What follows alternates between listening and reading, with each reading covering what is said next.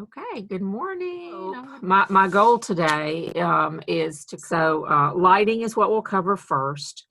Then we will move into drawing and painting trees.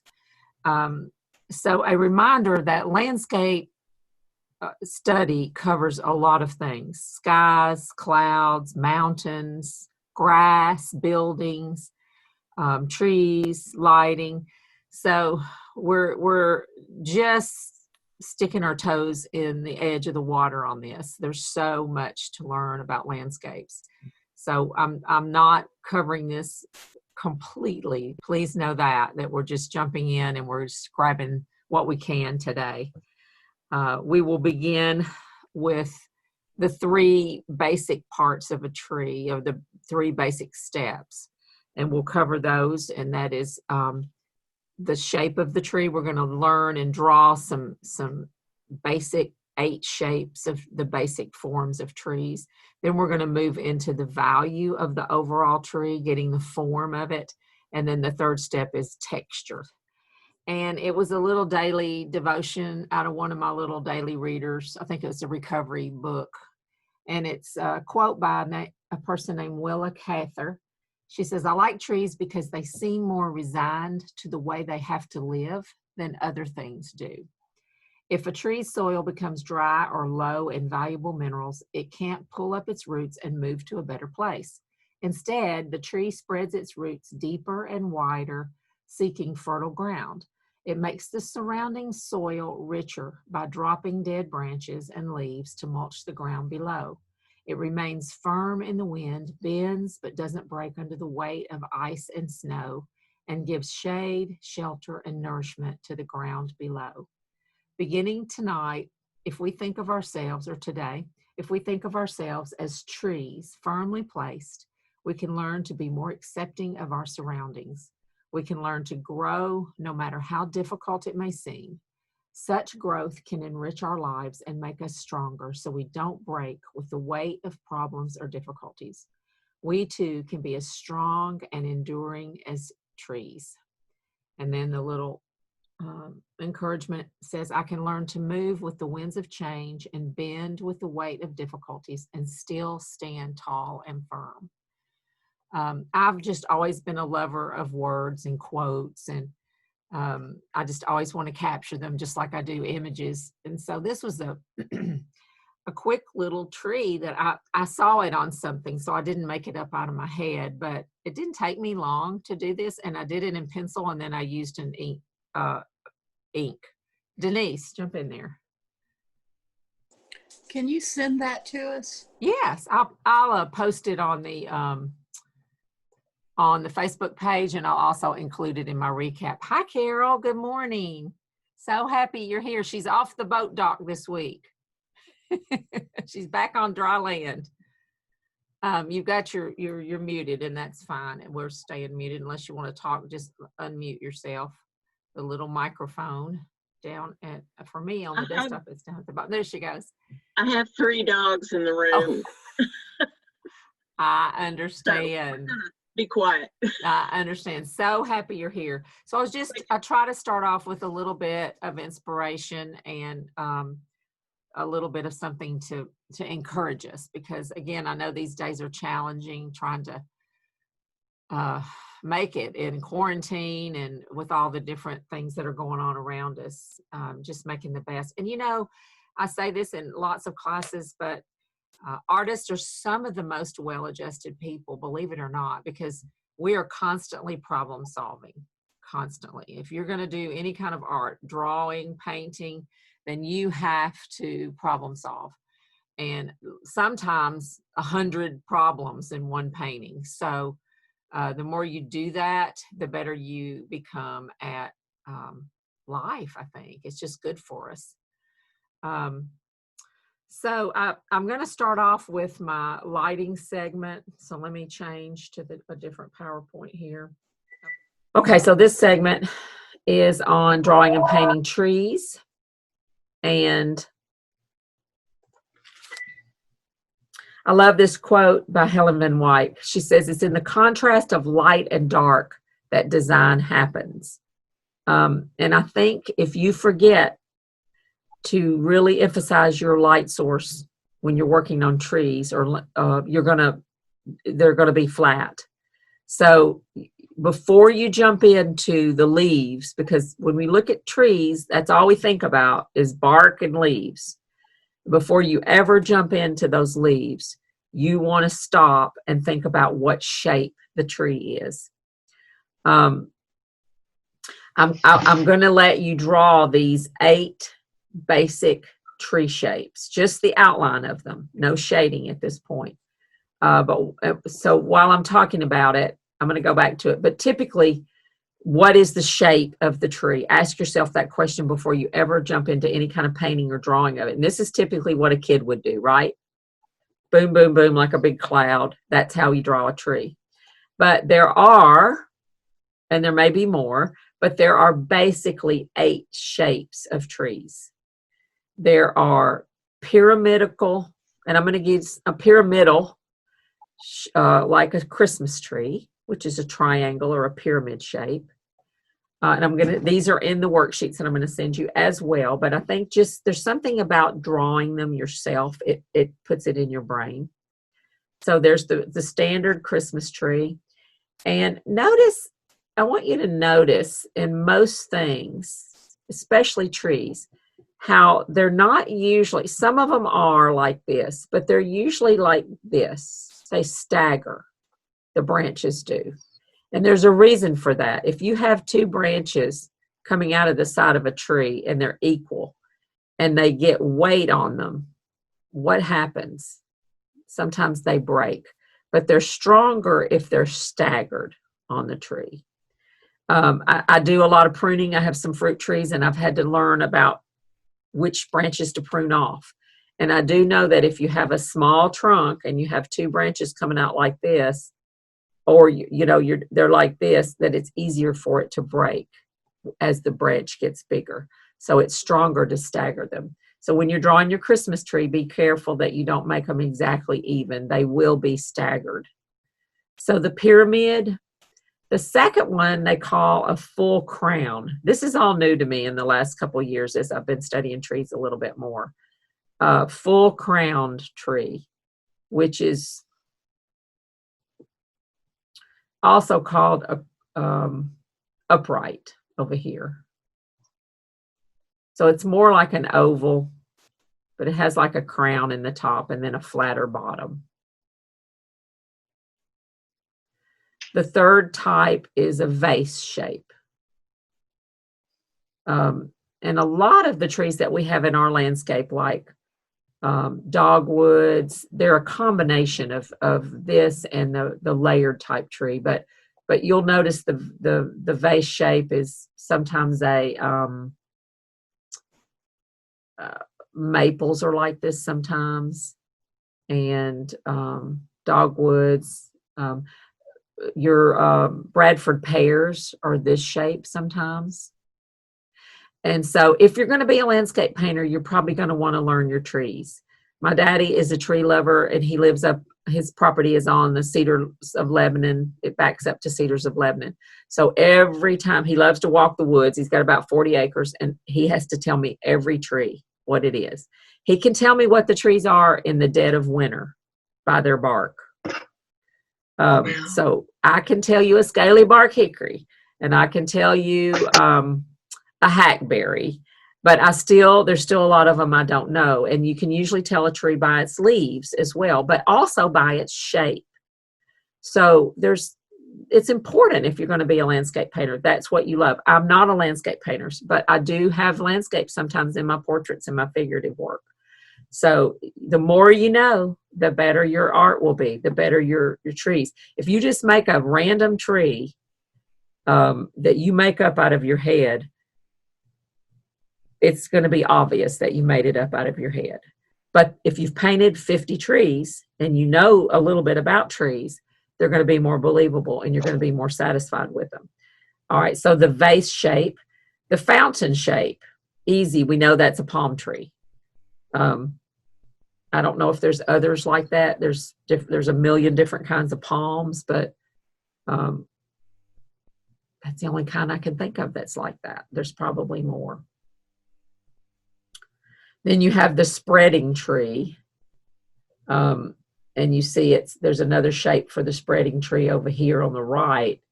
But basically, it just kind of goes out wide with not a real distinctive shape. The branches just spread.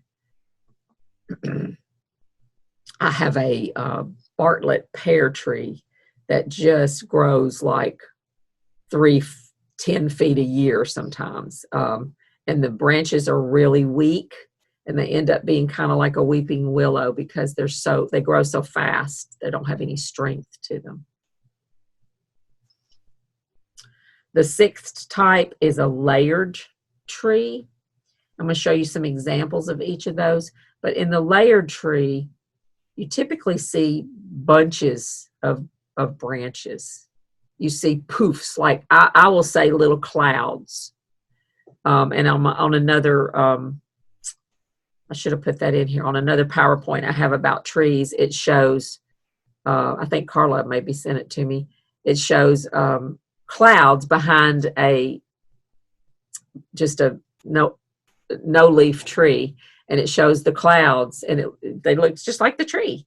So they look like little clouds with little M's at the top and a little smoother on the bottom. So when we shade those, we'll talk a little bit more about that. Then the columnar tree, which is more like arbor, how do you say that word? Arborvitae. Tell me, Carol. Arborvitae tree. We're getting ready to plant some of those at our property. So it's, they're the tall hemlock type trees. And then the weeping willow, which are weeping cherries. There's more varieties of those weeping trees now that you can purchase. Weeping willows, you can draw a continuous line for a branch. But most other trees, the branches will be segmented in short, broken strokes, because a long continuous line is a weak line. It doesn't have any strength to it. Typically, as we'll see when we look closer at drawing trees, that you'll see the growth per season in a short stroke, and then another short stroke, and then another short stroke. If you make a long continuous one, it's going to look like a weeping willow, and it's not going to have a strong foundation underneath it. So this is what the first segment, overall shape. Just look at the tree, decide on its overall shape. Take yourself about 10 seconds to record the overall shape that you see with a piece of charcoal or whatever. Think about that first shape. I moved these around, so hopefully these are going to be. Has everybody had time to kind of roughly sketch those 8 shapes? You want me to pause for just a second? You're okay? Unless you wave at me, I'm going to go forward. This is a book, one of my favorite books. Let me show you the cover here. Here it is. And that is slide number 6. And let me go back to it. This is from a book. You can get it on Amazon for about $12. It is a huge book. It is wonderful. If I were to have you buy any book for landscape, I would say this one. It has 3 sections. It has skies, trees, and water. And it has examples. Every page is a photograph and a painting of the photograph. And it's full of tips on how they did that. It's one that I have highlighted and dog-eared.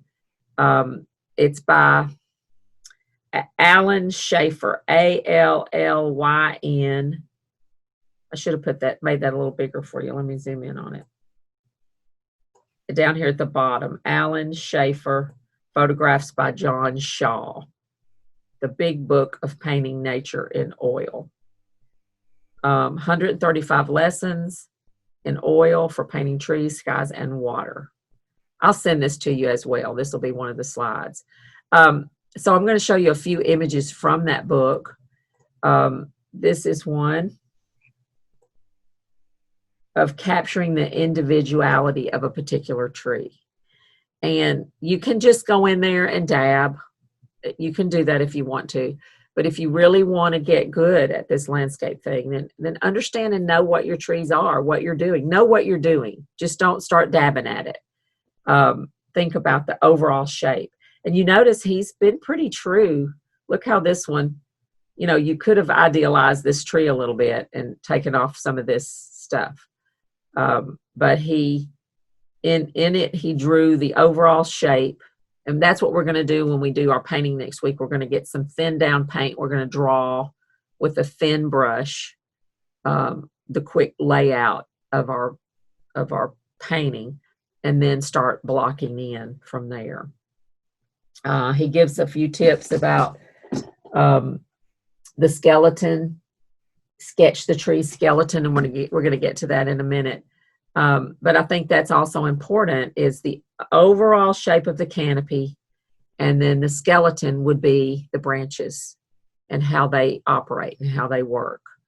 You can't always see those. So here's another example from Pinterest of a hemlock or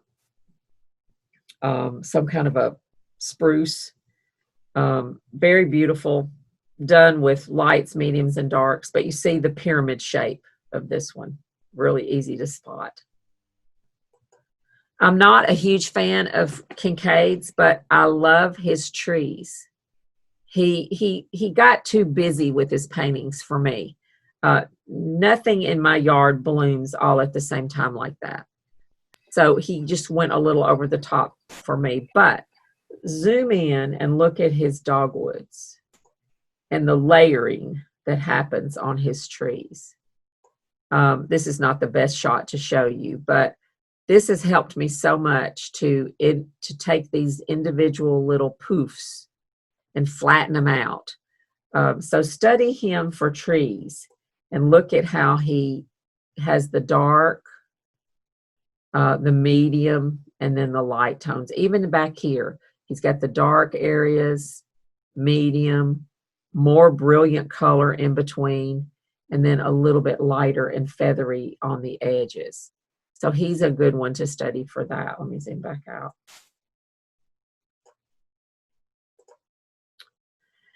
Here's your pyramid. This was on Pinterest, I think. Just little fun, different types of coniferous. Am I saying that right? Watercolor trees. Just play around and do some studies of trees. Here's again the shape of certain types of sugar maples, silver maple, an oak tree, and an elm tree. So here's your vase shape. Here's your layers. Here's another bit of a vase shape. Maybe, what was that first one? The crown, full crown, and vase shape. I don't know, I guess it's more of a vase shape. And then this one would be your full crown. But if you know that about, if you know you're going to go out and you're going to paint sugar maples, look them up and see what the usual shape is for that tree. And record that shape first. Give yourself a little cocoon. And then when you start popping your branches in and your little clusters of leaves, then you stay within that framework. And you're not just randomly popping them in every which way. Here are a few drawings of the types of trees we've talked about. Here's your weeping type tree. Here's your pyramid. And notice that some of the branches on certain trees go down and some of them swoop up. So you got to pay attention to that. These are not asymmetrical. The branches are straight across from each other. These are pretty well straight across, but they vary a little bit. So they're not, some of them are exactly even. Some of them are a little bit more like this. They're staggered. So those are things to observe when you're looking at trees. Think about the overall shape first before you start drawing the skeleton of the tree. I'm on a group called the Hinchey Painters. Paula, do you know about him? Have you studied him much? No. Okay. He this is I don't think this is one of his paintings. This was Mark Hansen's painting down here, but this was a Henry Hinchey, and he was painting the same scene, I think, in the style of Hinchey, if I'm saying his name right. He was an excellent colorist. So you can get on that page on Facebook and ask to be a member, and they post some really beautiful paintings that have very interesting color. He was a colorist, I believe. But notice the layered tree here in the foreground. It's really dark. But the next segment that I'm going to take you into is going to talk about the form of the tree, of the canopy of the tree. Light, medium, and dark. So we start with the shape, and then we move to the form, the second thing. What has the light hitting it, and where's the overall dark, medium, and light? And then each little individual cluster will have the same light source, and it will have its own dark, medium, and light. So I want us to look at that a little bit. Here are those 8 shapes. If you want to take those 8 shapes, and they're not really, this is the only place I found the examples of these, and they're not really shaded exactly according to a good light source. So I put a sphere on here for you. Let me make it a little bit bigger so that you could shade these 8 trees according to this ball with the light. And this first one is done that way. So you have light, you have middle tone, and then you have shadow. And then there's going to be variety within that tree. But if you don't capture the overall light source on the big shape, you're going to fight with the tree the whole time, and you're just going to get a lot of spots of leaves all over it without a good, strong feeling of light, medium, and dark on the tree. So I'm going to give you just a few minutes to do that on your 8 trees, those of you who are doing notes. I'm going to make this a little bit bigger because you can see a few of the other slides that I've used, like this big tree. And listen, your shading can be, I'm going to show you a little video excerpt here in a minute. Your shading can be squiggles. It can be the side of your pencil. You can use your tortillon to blend with. This is not a big deal. I just want you to do it really quick to indicate the light source on these types of trees.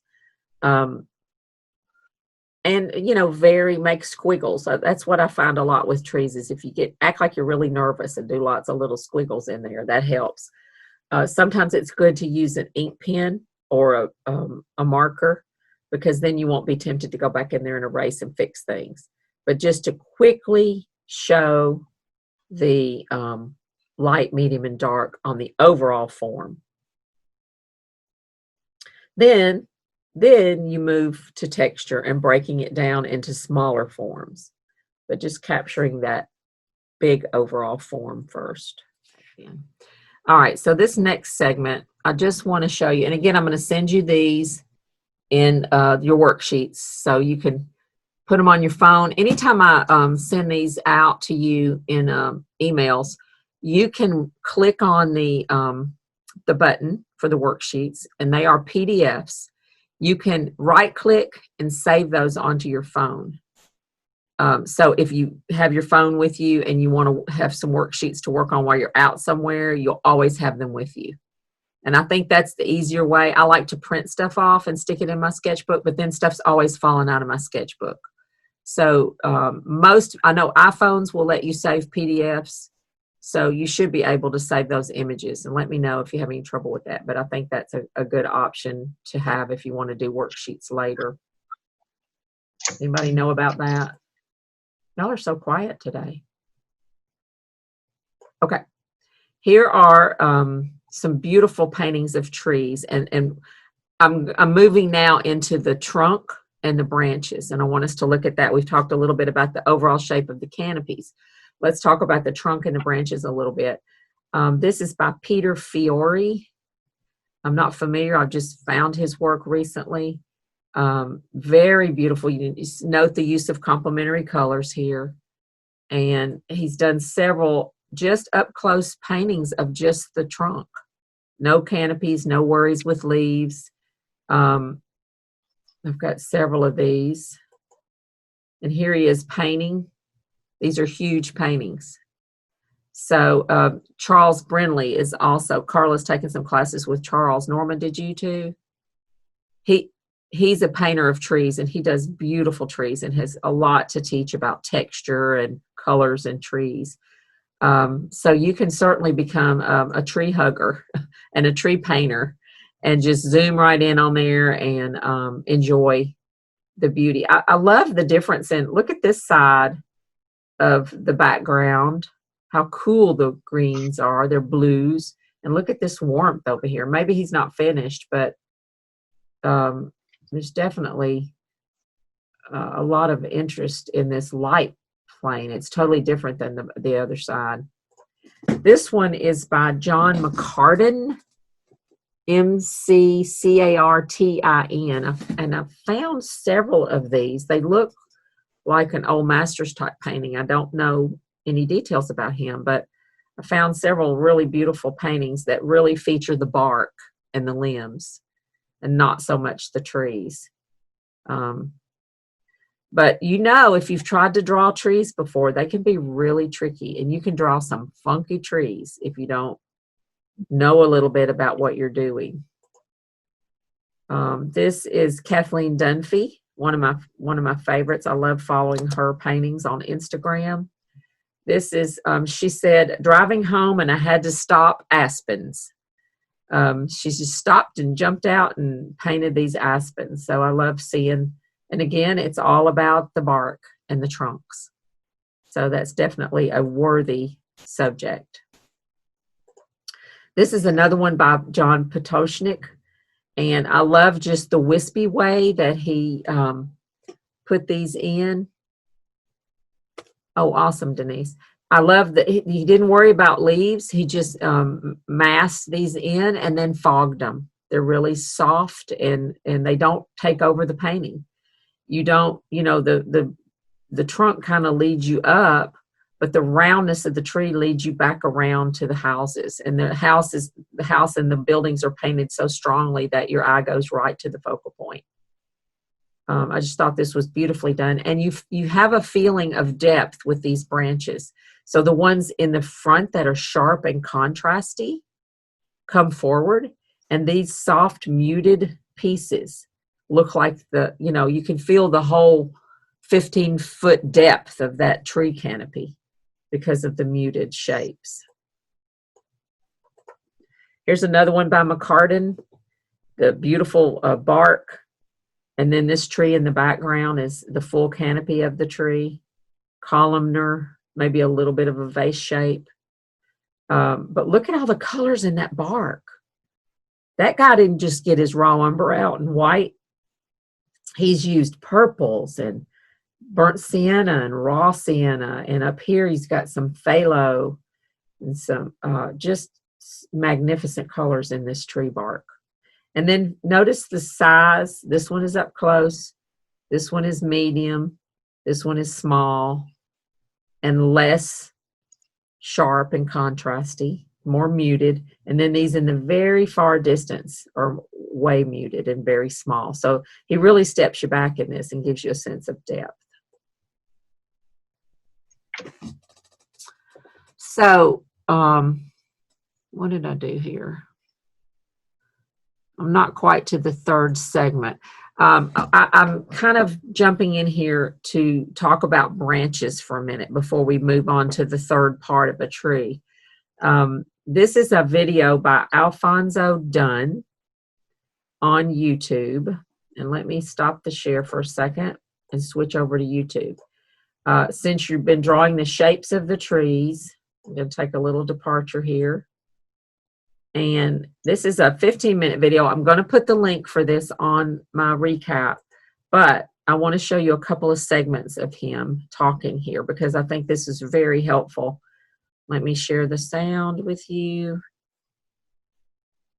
Show you, again, the basic principles that I think about when I'm, drawing tree trunks. Can y'all hear? First and foremost, most trunks have a cylindrical form.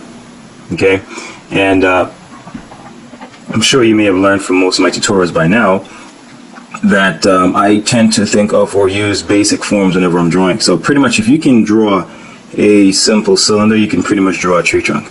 Okay, now that's the basic cylinder and that's the basic shading pattern that it has. Now notice I'm using this type of shading, but you're not limited to that. You can actually shade it in different ways. So you don't have to have cross hatching. I'm just going to show you different ways you can, pretty much shade a cylinder. See, I'm using vertical lines here. Here I'm using cross contour lines. And here I'm using long vertical lines. You can actually use short hatch marks. All right, and these are kind of useful because they impart a sense of texture as well as value. See, so that's pretty useful. And also you can even stylize it as well. You can use marks like so,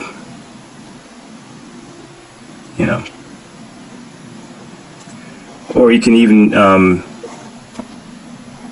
use scribbles.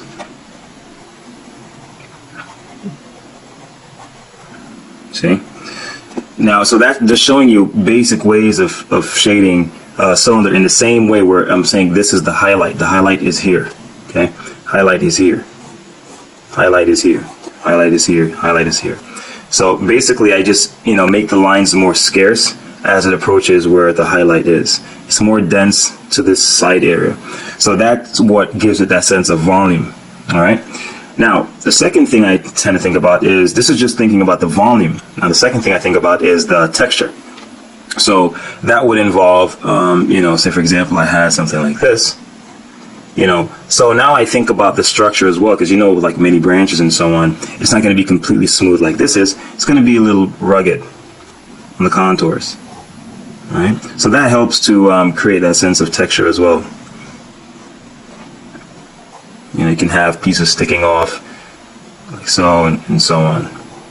And you can have the irregular lines, dark lines throughout, and then he uses even stipples throughout. So see, that helps to create a sense of texture. Now, in addition to this, you can also, the other thing that I think about the volume and think about the texture. Then the next thing I think about is the structure of the tree, and also I then modify these cylindrical shapes. So now, understand that a branch can pretty much just be, that's a cylinder, like so. But it's not going to be perfectly like that. It's going to, be maybe something like that. But understand it's still staying true to the cylindrical form. Now, in thinking of this as a three-dimensional form, you can have branches. You can have a branch that projects from the front, like so. Or you can have a branch project from the back, like so. So I'm giving the sense it's behind it. Or even from the side, like so. All right. So it's almost like you're imagining something like this, and then one comes from the front, one comes from the back, and then one can be from the side. And you pretty much just repeat that pattern, okay? And in addition to that, you're keeping it. So you just continue to repeat the process. I think about the volume and think about repeat that pattern, okay? And in addition to that, you're keeping it. See, now you go in and you make it a little irregular and so on. And that will pretty much be it. So for example, right here by the root of the tree, see here, I'm making it a little bit irregular here so it looks lifeless. All right, so so this is the base of the trunk. I'm just going to draw a couple branches just so you can get an idea. But understand that I'm just following these same principles. So for example, this branch would be one of like this. This is in the front, and that's behind, and this is to the side, right? And you never completely close it off like this, like I did here. You actually leave it a little bit like so. See, so it's open. You leave this open here because it gives a sense that it's a part of the larger mass of the tree, all right, and not closed off like that, and then it looks a little fake. So I'm having another branch right here, and I'm just creating the outline right now. And you can just, create, if you're doing it from imagination, like I am now, you can just create, branches as you go on. So for example, with this one, you notice that the branch is pretty much the same thickness. I can actually, in this one, I'm going to make it a little different. You can actually make it tend to taper. So it's almost like it's tapering like a cone, like this is. All right. But of course, I'm going to do something like that. So it's not that regular like a cone is. See? So that's what I'm going to do here. And as it tapers, it's breaking off into all the smaller ones that also taper. And the thing is to make sure that you make it irregular and unpredictable.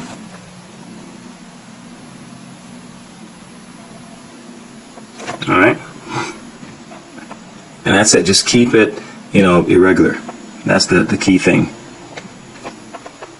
And to make it interesting, you can have, like with this one, for example, you can have a branch from the front, and it could twist to this side,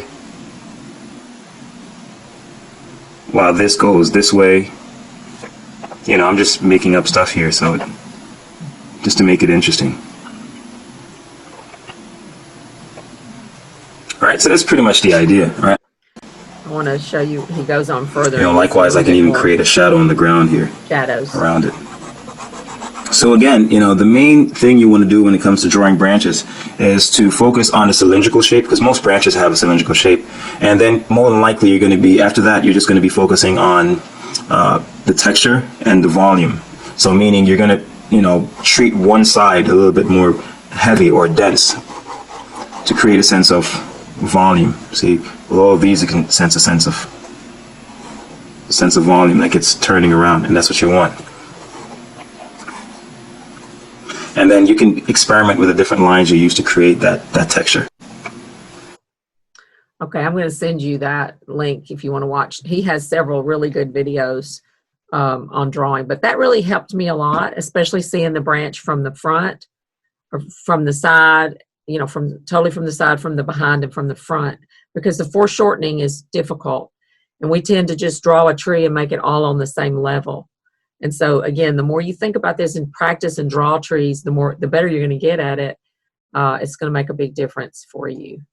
So let me go back to my PowerPoint for a second.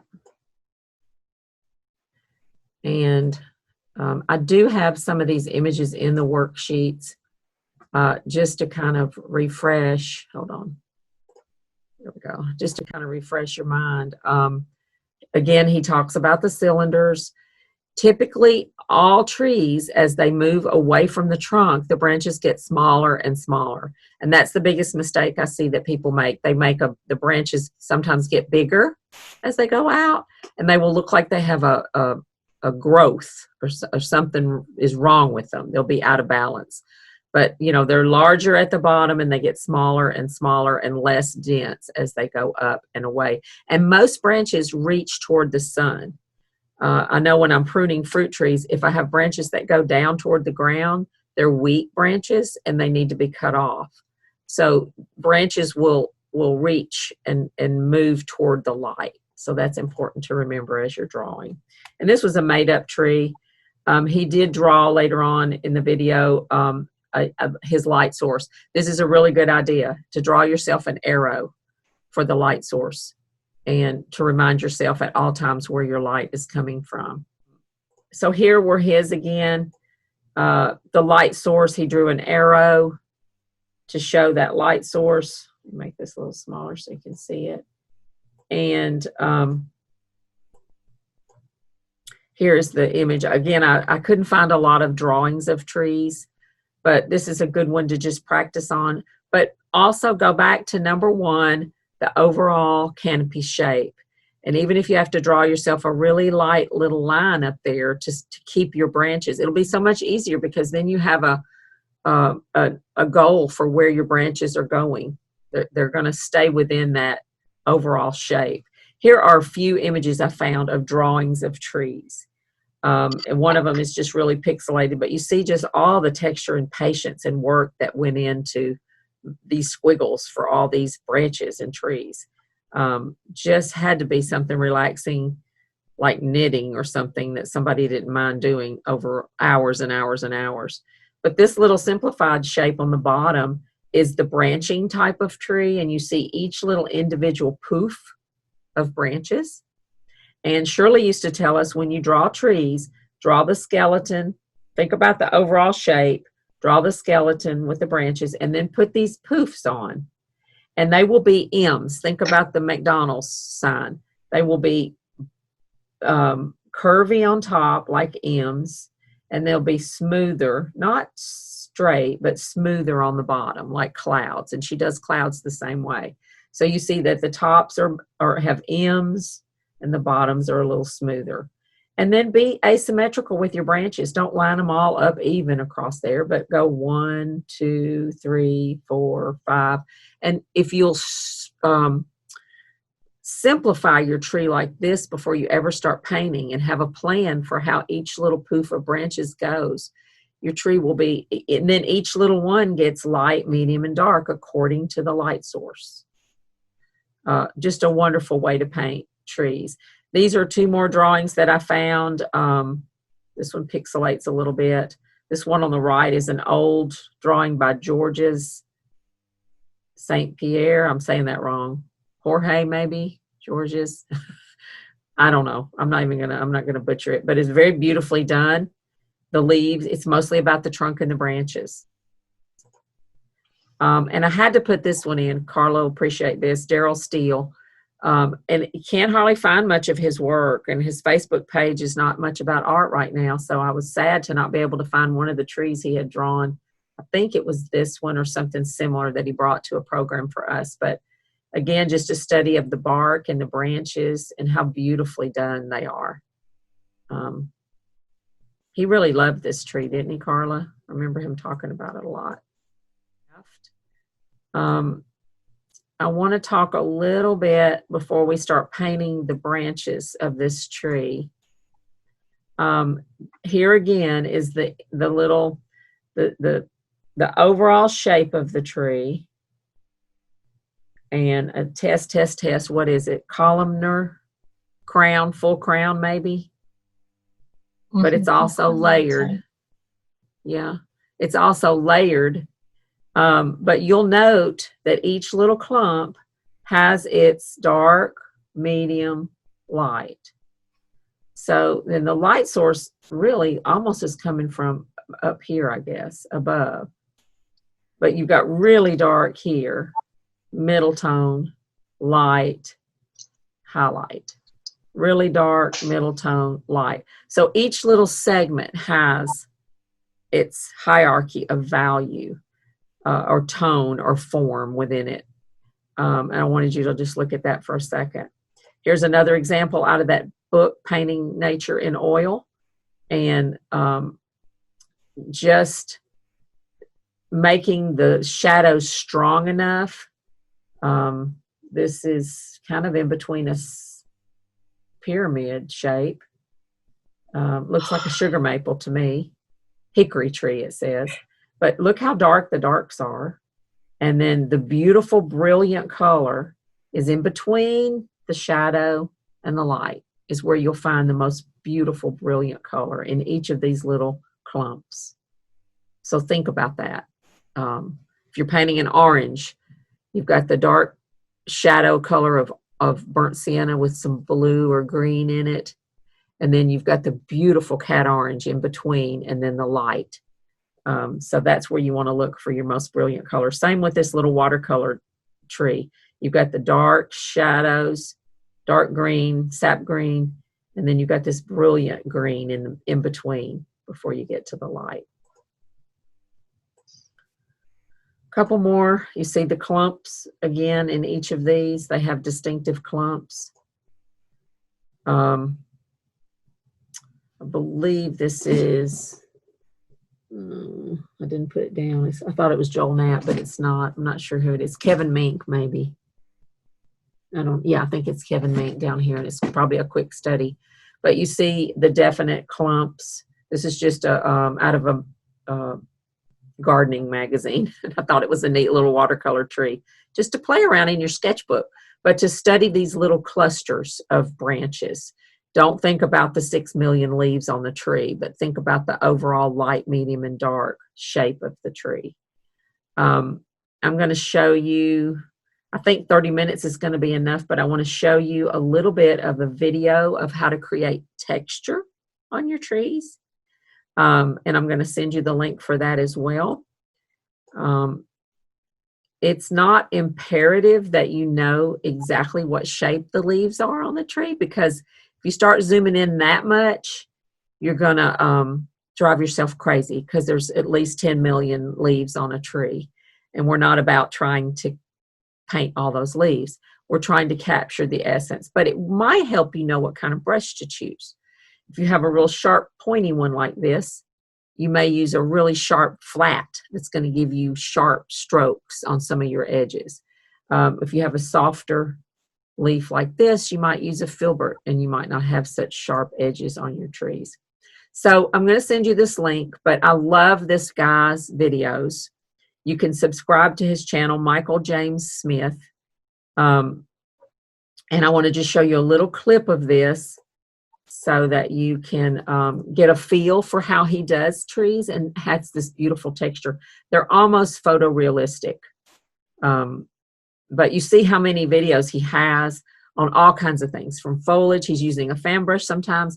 In this video, he's going to use an old funky bristle brush that's all flayed. And he doesn't, it's just a cheapo brush, which we love to see. I'll take a bristle brush like that sometimes and just smash it on the floor and make it, make the bristles go kind of flayed. So this particular video that we're going to watch a clip out of, just about 3 or 4 minutes, is called How to Paint Awesome Trees. Yep.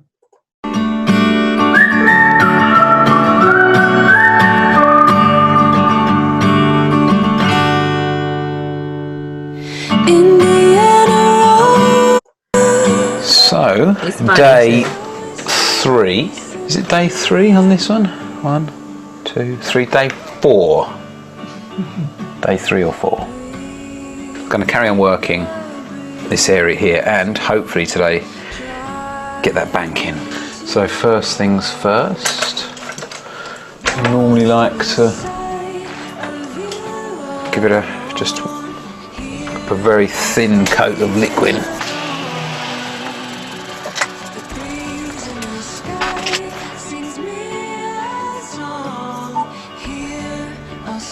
So just to give you an idea of the level of detail that I've put into this one.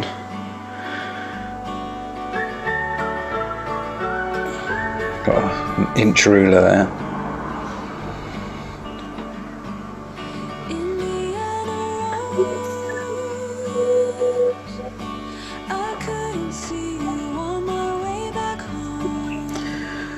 Okay, I want to pause for just a second there, because you see all this is really photorealistic. I don't know that any of us probably want to paint quite to this level of detail. You might, but I like to see how people handle the brush and how they get that much detail in areas that you might want it.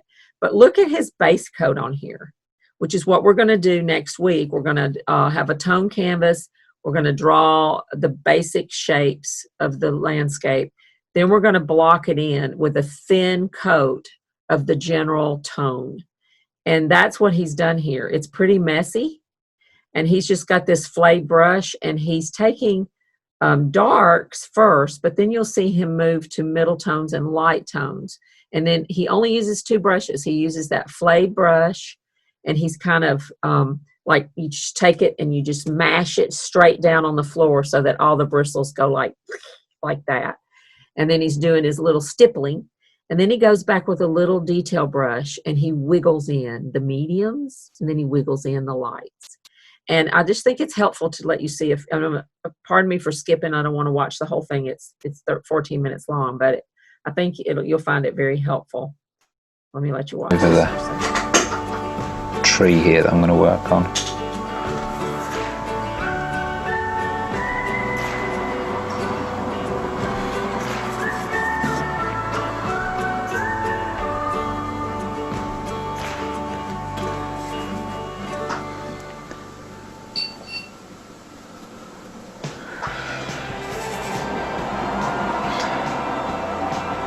And already it's starting to look like a tree. So there is a little further down. Much You more. see he's continued to put the darks. Much more black in that. Just darken that area up a bit.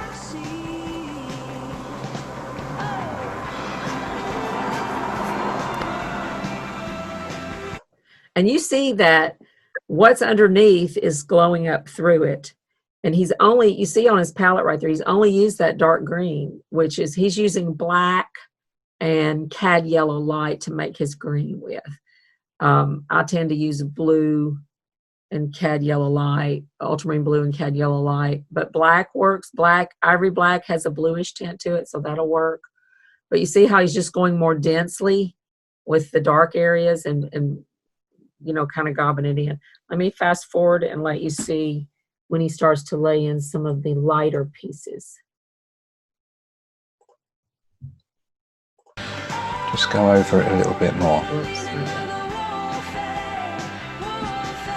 Here we go. That's much too warm. If you can see the rest of the zoom in a bit. If you can see the rest of the greens there, although it's a different, it's a lot lighter. It's still, you still got that. It's that tone. It's that type of green. It's just a lighter version of. So that's much too warm. So to cool that down, all I'm going to do is just add some cool blue there, which is that cerulean. That might be enough. Go with a little bit of white. That should be nearer. Yeah, that is nearer. But I'm going to add that one. Now, I think that is.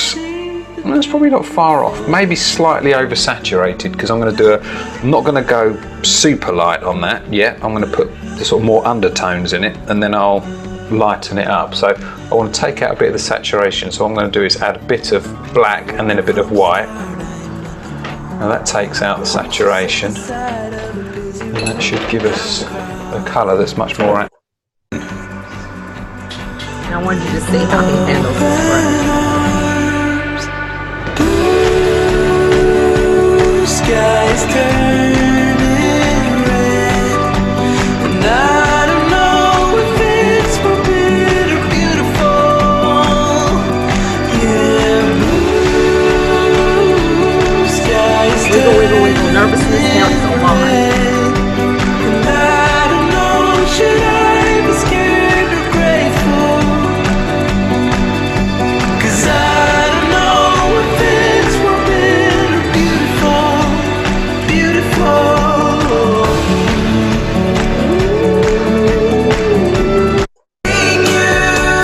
So now he's doing a different level over here.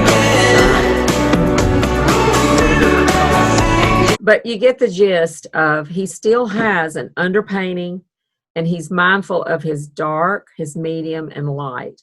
So it's the shape, then it's the dark, medium, and light, the form, and then the texture. And most people aren't like Paula. I know you're going, oh my gosh, Christy, you're not going to want to get to that level of detail and texture. But if you wanted to, or if you have some foliage in the front of your painting right next to your focal point that you want to put texture in, I mean, look at that. That's photorealistic almost when you step back from it. It's really stunning. He has some that are a little less detailed. But you just look at these things and you go, how do people do that? How do they get there? You can watch those in their entirety, and I think it'd be a good thing to do, especially if you like to paint with detail. So let me get back to, I lost my PowerPoint. What to do with it? Let me get back to my PowerPoint. All right, let's get back to, so this is the tree that Scotty Wells, one of my students, did in class, and it's by a lady named Marion Parsons. She's on Instagram, Marion Parsons Art. And I just felt like this is a good little sample fun tree to do that would be easy and quick. The light source, I've drawn an arrow on it. And so just doing the things we've talked about, this is almost a round tree, the canopy. And I have a little apple tree that's shaped like this in my backyard. So you could, kind of wiggle in your overall shape if you're using some thin down paint or water. If even you could use charcoal, whatever you want to use. and just kind of get your overall shape. And then your little trunk. And listen, I'd measure the distance of the trunk and see how many of those trunks you can fit from here to here, and how many of those you could fit. So there's 1, 2, 3, a little more than 4 trunks the canopy is. 1, 2, a little more than 3 trunks is what the canopy is. A total of 4 trunks tall. And that will tell you how the size of the canopy is in relation to the trunk. Then after you get the simple shape done, you can again draw the trunk. It's got 3 main branches. And then you've got 1, 2, 3, 4, 5, 6. Maybe you should have an uneven number of branch clusters. And I would then, after I got the overall shape, put your light source down, then draw your 5 to 7 clusters on that little tree. I would use a small round brush to draw with if you're going to draw with thin paint. If you're going to use charcoal, that's fine. And then I would move to, maybe if you're going to do this in like an 8 by 10 size, I would use a small, maybe number 2 filbert, because filberts are round, and all these are round poofs. So that makes sense to me to use those. If you need to mix up your greens, I would use either black or ultramarine blue and your cad yellow, and make yourself 3 value piles: a dark, a medium, and a light. And that's all you really need for this. If you want to mix up a little bit of blue and do the sky in there, you can.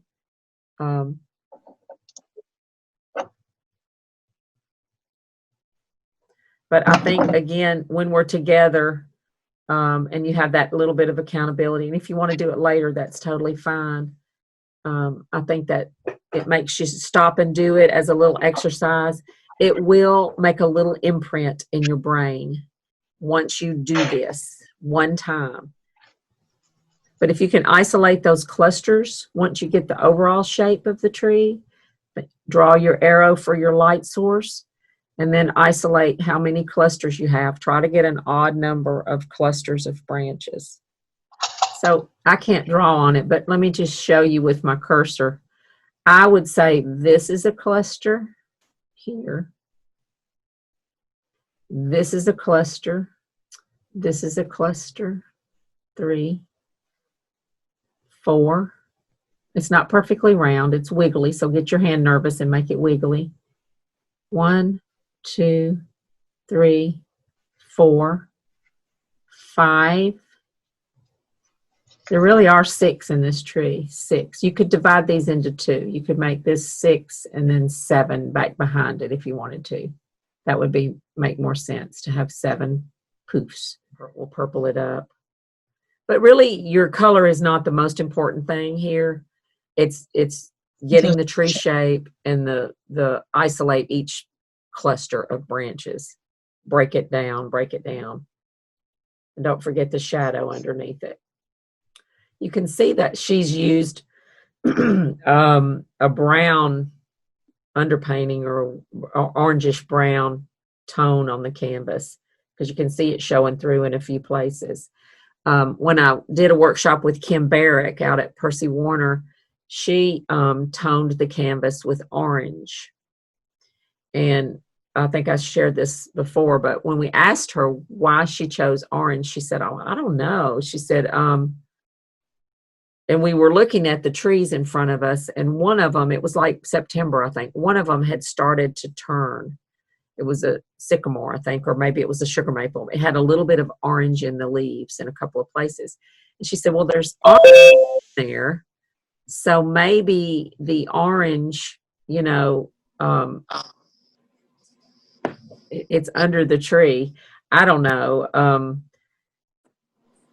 Red is the complement of green. So a reddish orange. Working on this little tree. This was the last little exercise.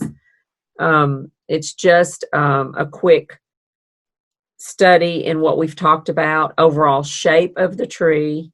And we finish these last few slides about trees. As I said in the beginning of the class, when you're doing landscape study, there's a lot to cover. I'm only just barely touching the surface of this, but there's skies, clouds, grass, buildings. There's lots of things to think about with the landscape. So I'm just covering a few because these are in the higher when we were talking about bark and texture. Certainly a lot of people do studies of just the trunks of trees. I felt like this was a really good, let me make it smaller so you can see it all. There we go. I felt like this was a great page to show you out of that nature book because the back branches are very muted and soft.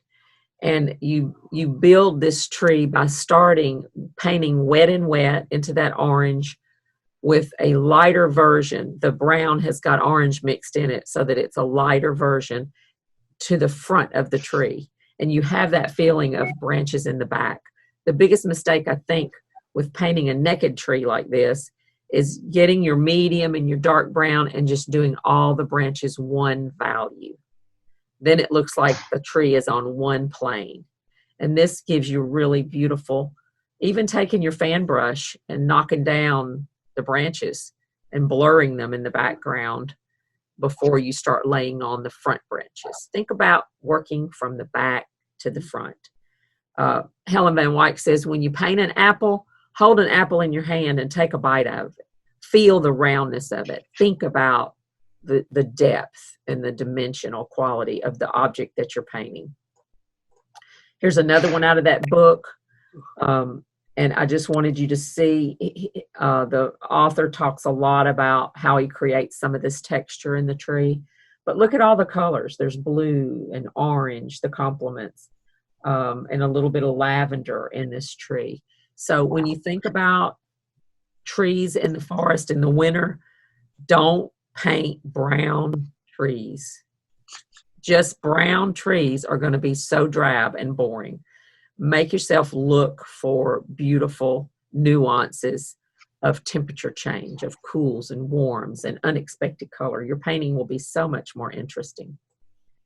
Another one out of that book, and I apologize for just taking a crooked picture, but it's what I did. This is what we're going to do. Next week, we're going to do a wash, and we're going to talk about that in just a second.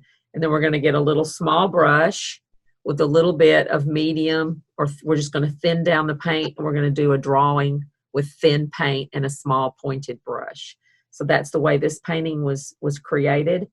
And then they started with the blue sky and doing those back branches a little bit the way I just talked about, soft, moving toward the front with a stronger light. If you so desire to do a little segment of a tree and really want to zoom in and study leaves, this was a good little article on how to create. This is actually using a palette knife. And these are oak leaves, I believe, or maybe they're Maple. Sugar maples, yeah. And there's the sharp pointed ones. So that calls for either a sharp flat brush or a palette knife that will give you those nice sharp textural strokes on there. The last one is another little example they do in the book. You notice how black the photograph of this silhouette, this is painting a silhouette. But one of the things I noticed, and it's on the crease of the page, but the black is not that black in the painting. Lighten it, because remember that photographs always make your shadows too dark and they will look like black holes. So it's lightened. And also note the edges of the silhouette, and much of it are very soft and even cool and blue against this orangey sky. So you could even go around it like we saw earlier in the horse painting, the blue right next to the light. Put yourself a little bit of cool tones around the edge like that. I just thought that was beautifully done and translated from the photo. So again, a fabulous book. It's about $12. I'm not promoting, but I do love that book, Painting Nature in Oils. So let me show you the two paintings that I narrowed. There are probably others that are just fabulous that we could do, but I wanted to look at this one for just a second. And That is gorgeous. And this is more of a study of trees and tree trunks, not so much landscape. I just found it because I wanted us to do something that had beautiful color in it. A lot of the old master paintings, because of the varnish, have yellowed and are dark and dreary. And I just felt like this was, he was born in 1847. I've done some studies on him, Theodore Clement Steele.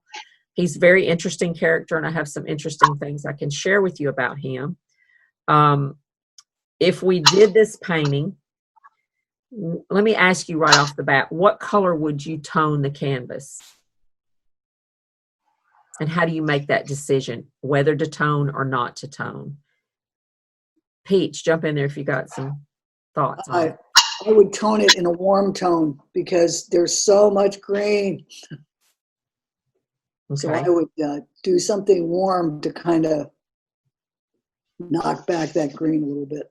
And that's what I put at first too. I put, because I see so much of this burnt sienna color showing through everywhere, here and here and here, and you could let that show through.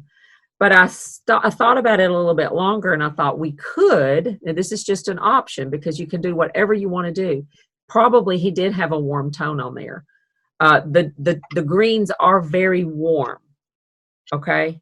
They're yellowish greens. They are. So they're warm greens. So you would say green is almost always cool, right?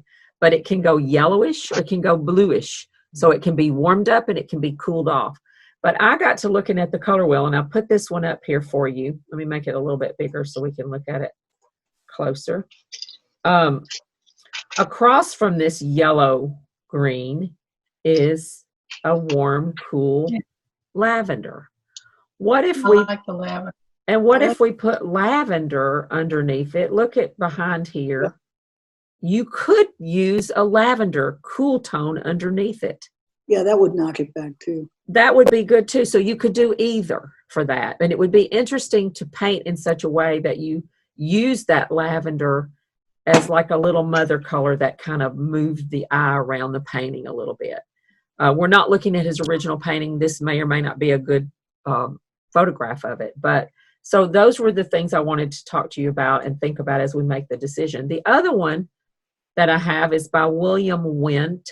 I don't know this artist. I'm not familiar with, but when I pulled this out to do this PowerPoint, I went, oh, that's kind of a cool painting to do too. It's bright. He's been dead since 1946. So, you know, it's safer to paint from the dead guys. I know, I'm sorry, but this is going to be video too, isn't it? Sorry. I just thought this would be an interesting one because it includes mountains and water. It has the S shape and it has bark and some leaves. It's more impressionistic. Mm-hmm. So let me just say really quickly, what would you tone this one with? Why couldn't you use lavender on it too? There's a lot in it. You could, Denise. And I was also noting when we looked at those slides by John Potoshnik earlier, he's used yellowish green. He's used bluish green. He's used some lavender.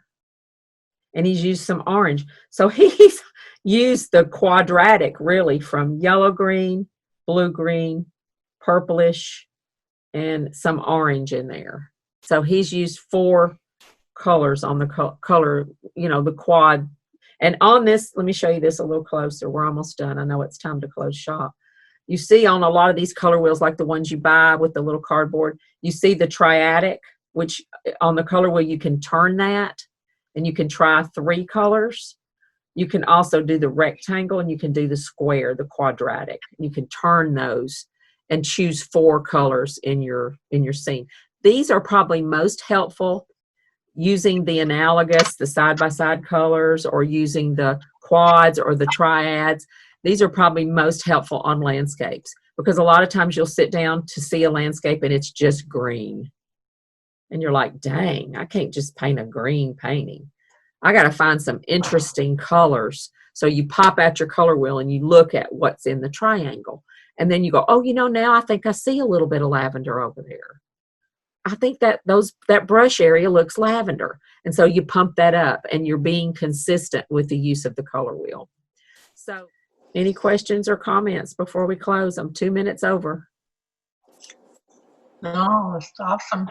I hope you learned something. I hope I didn't overwhelm you too much or bore you. Not Very helpful. I don't think we can ever be bored when we're talking about art stuff, right? Unless I just have a monotonous voice like this and I talk and talk and talk and talk.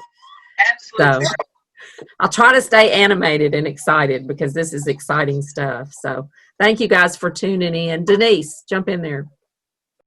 At this point, I am interested in taking because of a project I'm about to start, I'm interested in taking what I'm learning from reality and turning it into illustration. But I have to know the reality before I can effectively communicate an illustration.